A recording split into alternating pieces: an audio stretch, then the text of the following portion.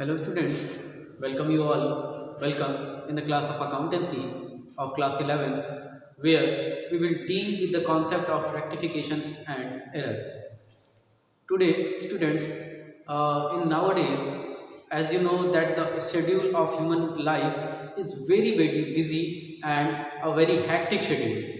So therefore, whatever the problems are facing by the individuals due to this hectic schedule, and whatever the consequences are take place due to this, we will talk about in this topic related to the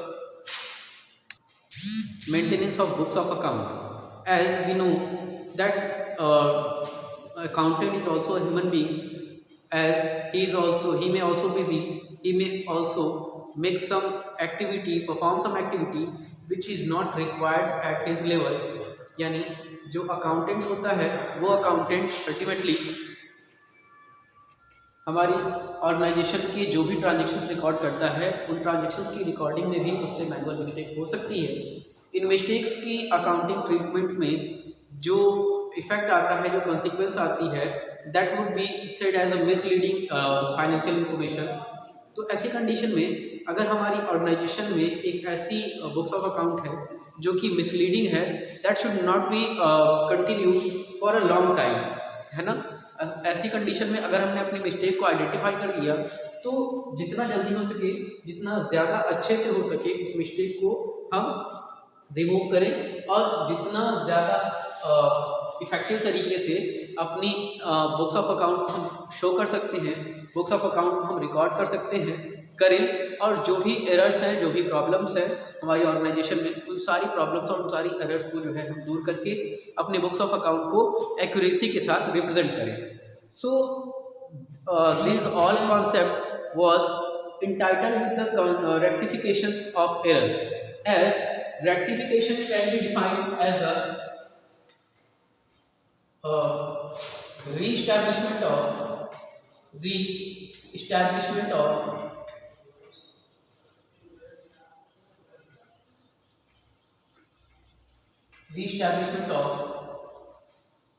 a, or you can say an avoided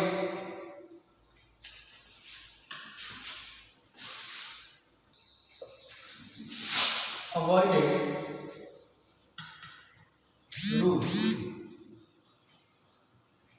means जब आप किसी rule को avoid कर देते हैं तो वापस से उस रूल को रीस्टैब्लिश करना, उस प्रिंसिपल को रीस्टैब्लिश करना, rules and principal,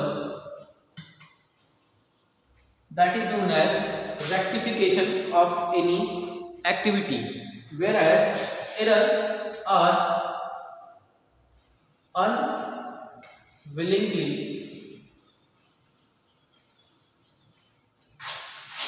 avoidance of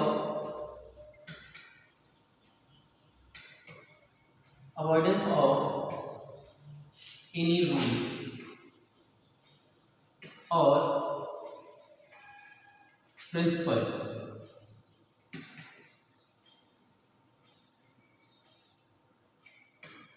Okay, as we can see here that when we talk about the error, it is an unwillingly avoidance of any rules or any principle। यानी जब किसी rule और principal को unwillingly avoid किया जाता है तो ऐसी कंडीशन में हम उस अवॉइडेंस को एरर कहते हैं। और ऐसी कंडीशन में उस एक्टिविटी को हम एरर कहते हैं। सपोज हमें एक रोड बताई गई जाती है which is known as zebra crossing, और जो पैदल जो यात्री हैं वो अल्टीमेटली उस ज़ेब्रा क्रॉसिंग से एक्सेप्टेड होते हैं जाने के, to avoid the accident and discrepancy. जो भी प्रॉब्लम्स हैं, अगर आप प्रॉपर लाइटिंग के साथ जो है रोड क्रॉस करेंगे तो ऐसी कंडीशन में आप जो रोड एक्सीडेंट हैं उनको अवॉइड करने में कैपेबल होंगे। लेकिन अगर हम इस रूल को अनविलिंगली अननोइंगली हम अवॉइड करते हैं और मेन रोड से जो है जाने की कोशिश करते हैं, जो मेन रोड होती है उससे जाने की कोशिश करते हैं, तो ऐसी कंडीशन में वो जो मेन रोड होती है वहाँ पे हमारा एक्सीडेंट हो सकता है, हमारा नुकसान हो सकता है, हमें डैमेज हो सकता है। तो ऐसी कंडीशन में अगर हम गलती से इस ज़ेब्रा क्रॉसिंग के उस पार चले गए तो वापस से इस एक्टिविटी को, ये जो पार जाने वाली एक्टिविटी है, that is known as error. ठीक है, हमने क्या किया, अल्टीमेटली हमने गलती की। अब वापस से इस जगह पे आने के बाद जो है हम वापस से जब अपने फुटप्रिंट पे आ जाते हैं, फुटपैड पे आ जाते हैं, ज़ेब्रा क्रॉसिंग पे आ जाते हैं, that is rectification. This is what, this is rectification. वापस से हमने उस रूल को रीस्टैब्लिश कर दिया जो हमें करना चाहिए। ठीक है, जैसे ही हम डाइवर्ट हुए थे, जैसे ही हम डिस्क्रिमिनेट हुए थे, तो हमने एरर की, हमने गलती की, और इस गलती का जो आप कह सकते हैं पछतावा या जो प्रायश्चित है, वो प्रायश्चित क्या होगा, वापस से उस रोड पे आ जाएंगे, है ना। So this could be said as a rectification of error.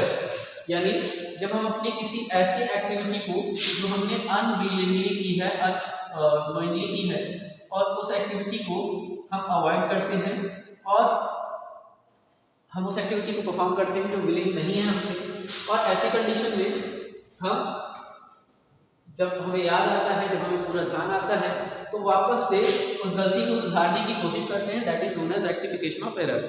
I repeat you all that rectification means what? Rectification means re-establishment of the avoided rules and principle। जो रूल या जो प्रिंसिपल आपने अवॉइड कर दिए, वो रूल या वो principal जब आप री-एस्टैब्लिश करते हैं, उनको हम बोलते हैं rectification. Similarly when we talk about the error, it means the unwillingly avoidance of any rule or any principle। जब हम किसी रूल या जब किसी प्रिंसिपल को हम अननोइंगली या अनविलिंगली अवॉइड कर देते हैं, that is known as error. In this case we could say like the rectification of error means re-establishment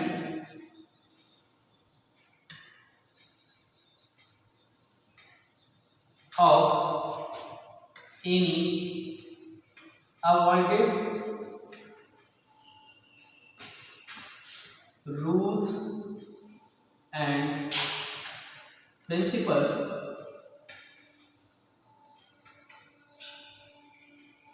then it could be said as a rectification of error, है ना।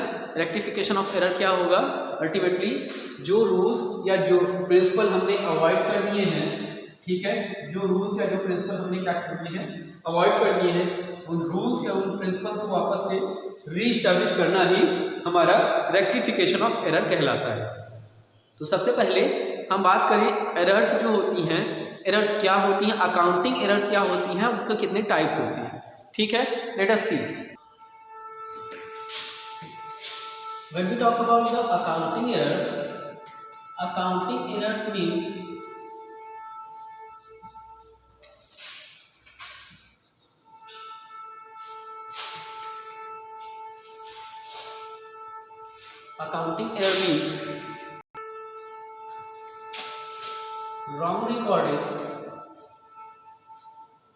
wrong recording in the books of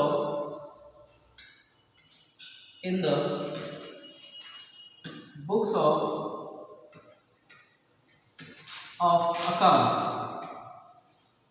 हम अपनी accounting books में जो भी गलत recording करते हैं, जो भी रॉन्ग रिकॉर्डिंग करते हैं, that wrong recording are simply known as accounting errors. Okay, so this type of error may be categorized under two categories।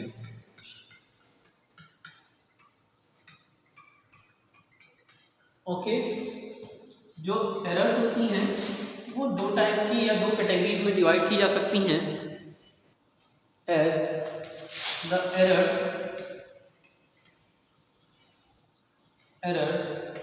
Before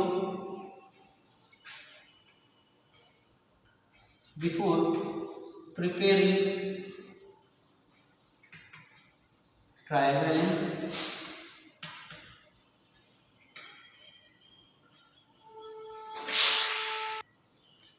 trial balance and errors that took place after preparing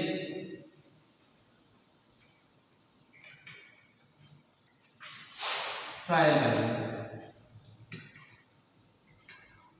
ठीक है, as we know that the accounting step की अगर हम लोग बात करें तो accounting step में हम सबसे पहले दो कैटेगरीज में जो है डिवाइड करते हैं। सबसे पहले हम original books of original entry करते हैं, ठीक है, जहाँ पे रिकॉर्डिंग होती है। इसके बाद हम लेजर में जाते हैं जहाँ पे क्लासिफिकेशन होता है। ट्रायल बैलेंस में हम जाते हैं जहाँ पे समराइज होता है, ठीक है, और फाइनेंशियल स्टेटमेंट में हम जाते हैं जहाँ पे हम क्लासिफाई करते हैं अपने डाटा को, ताकि जो भी प्रॉफिट एंड लॉस हो रहा है उसकी कैलकुलेशन कर सकें, ठीक है। So these are the steps of accounting which we usually follow while maintaining books of account. Okay, so जब हम ट्रायल बैलेंस तक की बात कर रहे होते हैं तो ट्रायल बैलेंस की पहले तक की जो कैलकुलेशन है, जो भी रिकॉर्डिंग है, अगर हमने उसमें गलती की है, it means we have made a mistake related to the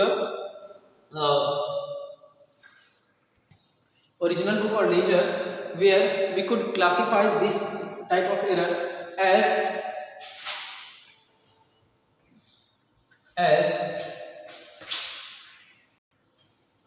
as into further category, an error which do not affect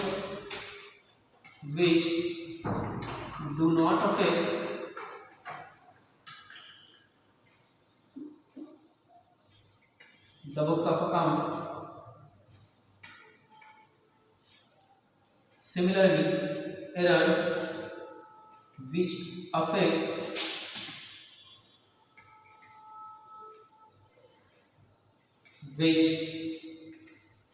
the books of account, or we can say trial balance. Okay, affect the trial balance. Here the books of account is primarily concerned with the trial balance. जिस effect की हम बात कर रहे हैं वो effect जो है किसके बारे में है, वो इफेक्ट है ट्रायल बैलेंस के बारे में, ठीक है। तो as a whole we could say that accounting errors are wrong recording in the books of account. जब हम बुक्स ऑफ अकाउंट में गलत रिकॉर्डिंग कर देते हैं, कुछ मिस्टेक कर देते हैं, तो ऐसी कंडीशन में हम रॉन्ग उन एरर्स को अकाउंटिंग एरर कहते हैं। और जो टाइप्स होती है, that types are usually errors before preparing trial balance and error after preparing trial balance, ठीक है। तो जो आपके ट्रायल बैलेंस से पहले की एरर्स होती हैं, ठीक है, ट्रायल बैलेंस के पहले यानी original books of entry, ledger, trial balance, इनमें जो गलतियां होती हैं उन गलतियों को फर्दर दो कैटेगरीज में डिवाइड किया जा सकता है, as errors which do not affect the trial balance और second category errors which affect the trial balance, ठीक है। तो इसके बेसिस पे हम single sided error, double sided error को आइडेंटिफाई करेंगे। So what these errors are, let us discuss thoroughly. Okay,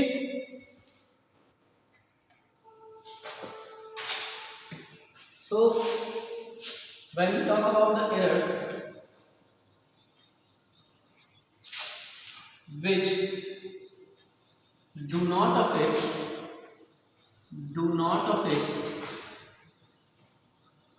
affect trial balance,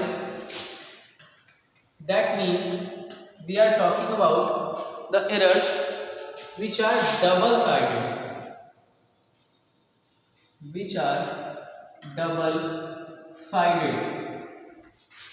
okay. When we talk about double sided errors, it means we are talking about those errors which have the impact on the debit as well as credit also. But when we talk about the errors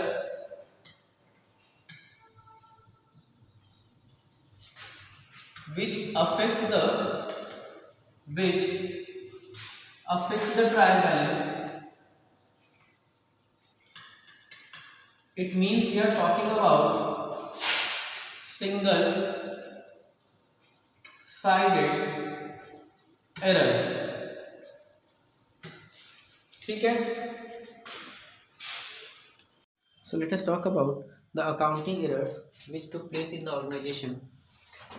Widely the types of errors could be categorized under two categories, that errors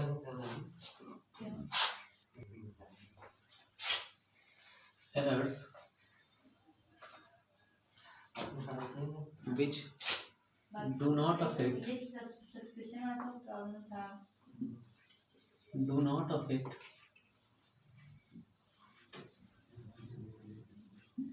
the trial balance, and errors which affect the trial balance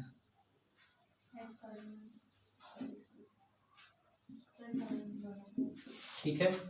यानी वो सारे errors जो कि trial balance को affect करते हैं और वो सारे एरर्स जो ट्रायल बैलेंस को अफेक्ट नहीं करते। यहाँ बताते चले कि जो ट्रायल बैलेंस है वो आपकी अर्थमेटिक एक्यूरेसी का एक सीधा जीता जागता प्रमाण है, या वी कैन से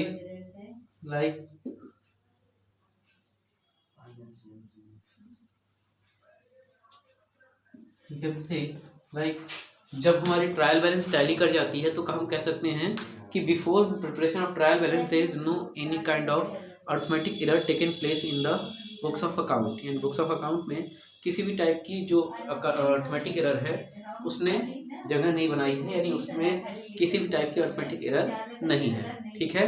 लेकिन अगर ट्रायल बैलेंस टैली नहीं करती है तो इसका मतलब हमारी जो प्रीवियस बुक्स ऑफ अकाउंट है उसमें हमने कहीं ना कोई मिस्टेक की है या कोई ना कोई अर्थमेटिक एरर फाइंड की है। ठीक है।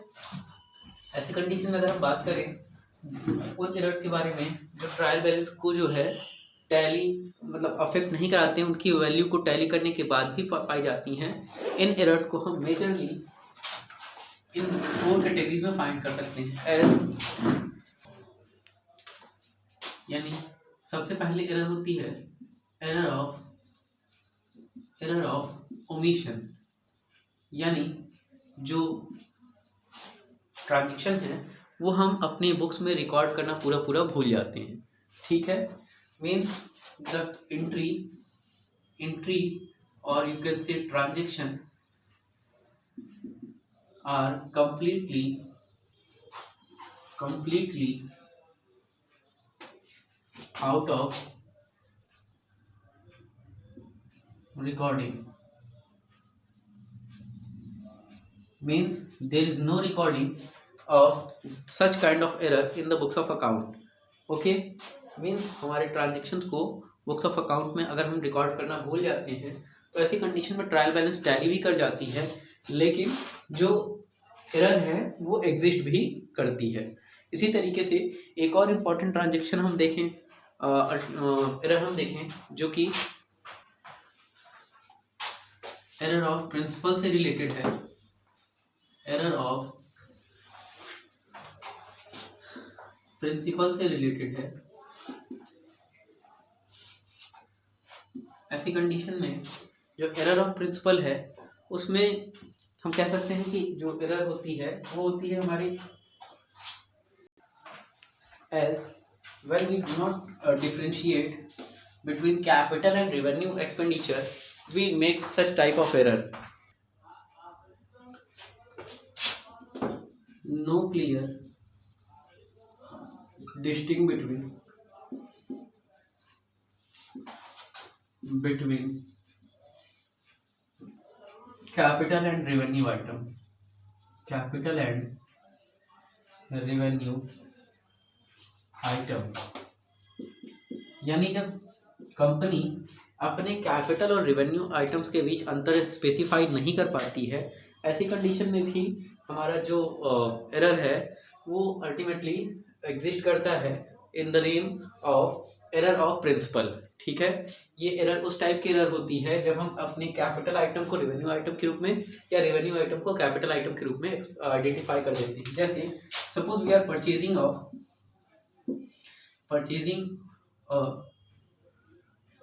assets. In that case, ideal entry will be ideal entry will be assets debit to cash,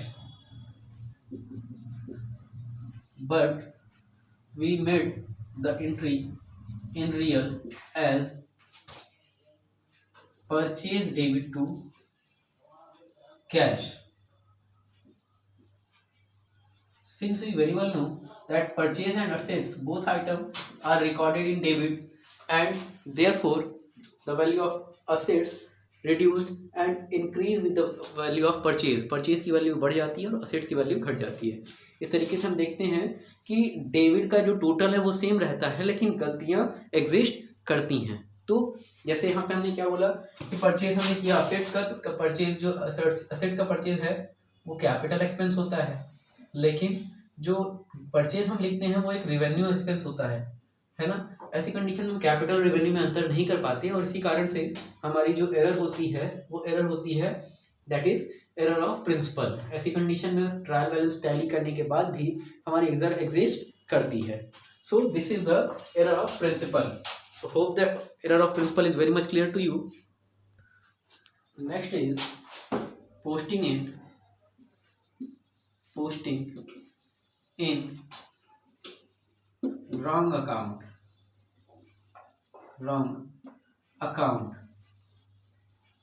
In such case, when the error took place by posting the transaction in wrong account, the trial balance tallies, but the value of the trial balance, the value of the transaction does not recorded clearly and in an ideal manner. Okay, so ultimately when we talk about the posting in wrong account, it means wrongly recording in same side,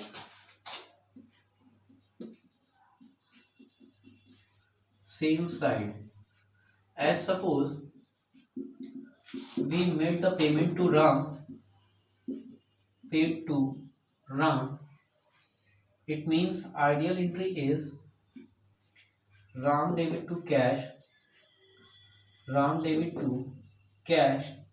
but ultimately that this transaction has been recorded in the books of Shyam only. It means Shyam account debit to cash, यानी राम को पैसा दिया तो entry जो होनी चाहिए थी Ram debit to cash होनी चाहिए थी, लेकिन हमने श्याम डेबिट टू कैश कर दिया, यानी जो रिकॉर्डिंग जो वैल्यू राम के अकाउंट में जानी चाहिए थी वो गलती से श्याम के अकाउंट में चली गई, यानी श्याम का अकाउंट गलत है और इसके बाद भी डेबिट की वैल्यू डेबिट में ही है। तो ऐसी कंडीशन में ट्रायल बैलेंस तो टैली कर जाएगा, लेकिन गलतियां एग्जिस्ट करेंगी।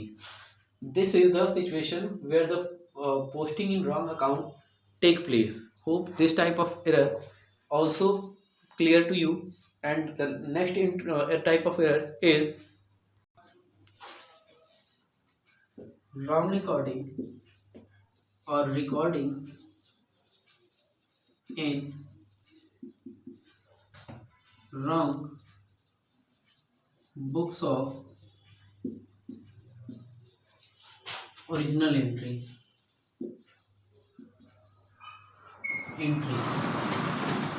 यानी जो ओरिजिनल बुक्स ऑफ एंट्री होती है नॉर्मली दो तरीके की होती है। एक होती है जर्नल जिसमें हम सारे ट्रांजैक्शन एक ही बुक में रिकॉर्ड करते हैं, दूसरी होती है सब्सिडरी बुक। ठीक है, तो अगर सब्सिडरी बुक के ट्रांजैक्शंस को हम अल्टीमेटली अलग अलग सब्सिडरी बुक के ट्रांजैक्शन को एक दूसरे के साथ एक्सचेंज कर दें, सपोज परचेज का ट्रांजैक्शन हमने बिल्स रिसीवेबल बुक में लिख लिया या सेल का ट्रांजैक्शन हमने परचेज रिटर्न में लिख दिया, तो ऐसी कंडीशन में जो एंट्री है जो अमाउंट है वो तो टैली कर जाती है, but the value does not recorded clearly. As for example we make the transaction of sale sold to Ram, good sold to Ram. ऐसी कंडीशन में हमने सेल की जगह रिकॉर्डिंग कर दी recorded in purchase return book तो ऐसी कंडीशन में सेल और परचेज रिटर्न दोनों ही क्रेडिट होते हैं, और ऐसी इसलिए जो है दोनों साइड पे कोई इफेक्ट नहीं पड़ेगा, लेकिन सेल बुक और परचेज रिटर्न बुक दोनों ही गलत तरीके से रिकॉर्ड होगी। So these are the main types of error which do not affect the trial balance. These type of error will discuss with the help of practical example before you in the next class. Till then, take care of yourself. Thank you very much. Goodbye.